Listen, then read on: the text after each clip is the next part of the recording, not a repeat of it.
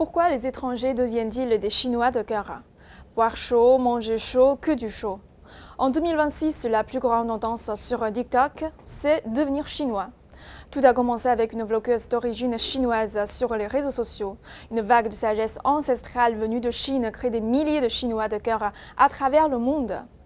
Mais quelle est donc l'origine de cet engouement et pourquoi ce phénomène se révèle-t-il maintenant? Explorons cela ensemble. Tout d'abord, pourquoi maintenant? Car il s'agit d'une réponse au burn-out moderne. Notre époque est en effet assoiffée d'équilibre.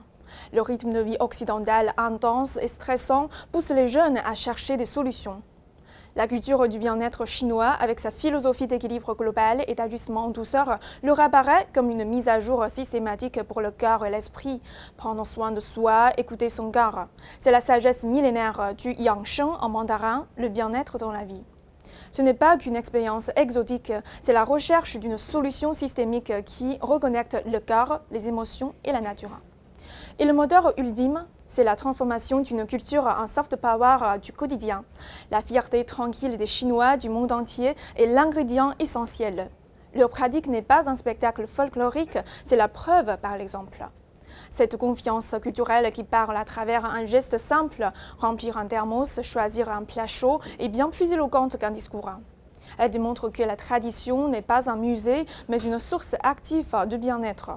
Cet ADN culturel, en rayonnant ainsi, crée une nouvelle forme d'attraction. Ce n'est plus l'exotisme qui fascine, mais l'efficacité apaisante d'un mode de vie.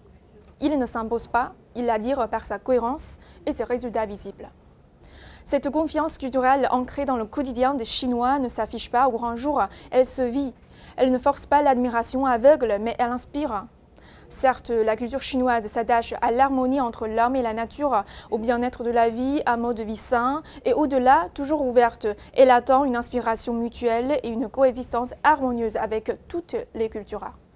Et vous, avez-vous déjà pris ces habitudes dans votre vie quotidienne? Parlez-en dans les commentaires.